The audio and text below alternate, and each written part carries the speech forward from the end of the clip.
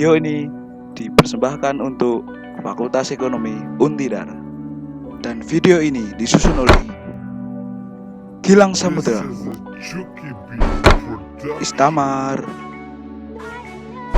Siva Fauzia, Ika Nur Sofi, Sekar Ayu, dan Aldila Putri. Dan di sini kita akan membahas tentang ketimpangan pendapatan dan ketimpangan pembangunan. Pembangunan ekonomi daerah adalah suatu proses di mana pemerintah daerah dan masyarakat mengelola setiap sumber daya yang ada dan membentuk suatu pola kemitraan antara pemerintah daerah dengan sektor swasta untuk menciptakan suatu lapangan kerja baru dan merangsang perkembangan kegiatan ekonomi. Kemudian, untuk melihat ketidakmerataan pertumbuhan regional dapat ditentukan dengan beberapa cara, yaitu pertama, pertumbuhan output, kedua, pertumbuhan output per pekerja, dan yang ketiga yaitu pertumbuhan output per kapita.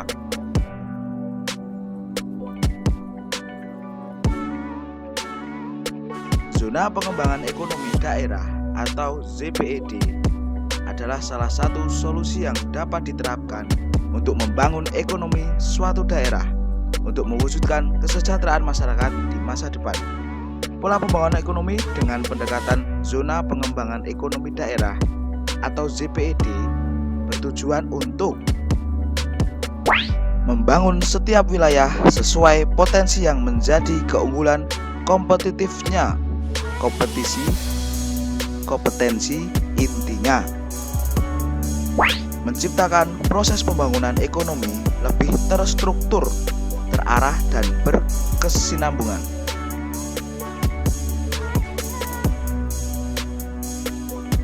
Memberikan peluang pengembangan wilayah, kecamatan, dan desa sebagai pusat-pusat pertumbuhan ekonomi daerah. Sejumlah teori yang dapat menerangkan kenapa ada perbedaan dalam tingkat pembangunan ekonomi antar daerah. Di antaranya yang umum digunakan adalah teori basis ekonomi, teori lokasi, dan teori daya tarik industri.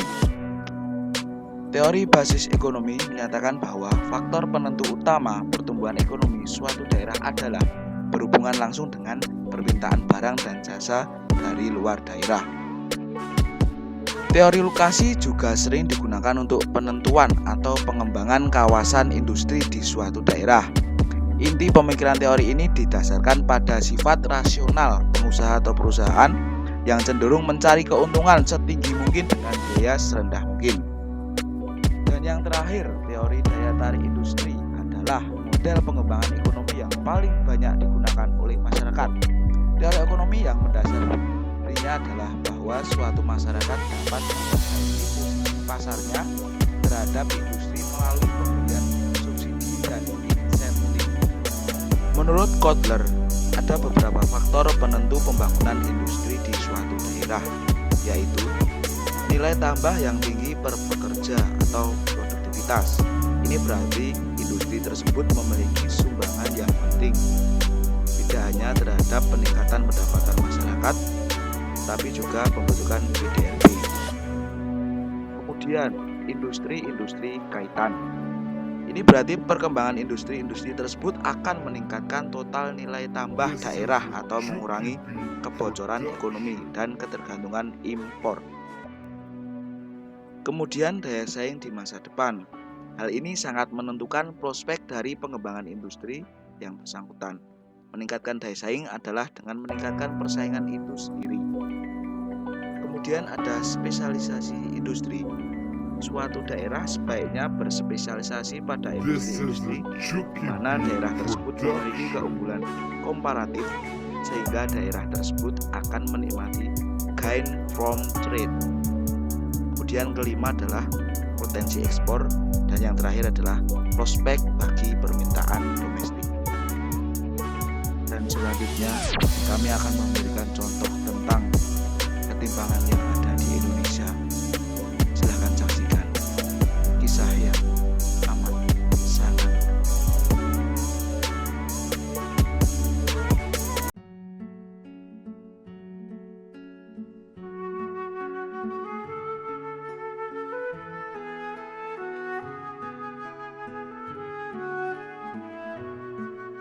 Ini adalah kisah Syifa dan Sofi, dua anak perempuan dari Indonesia.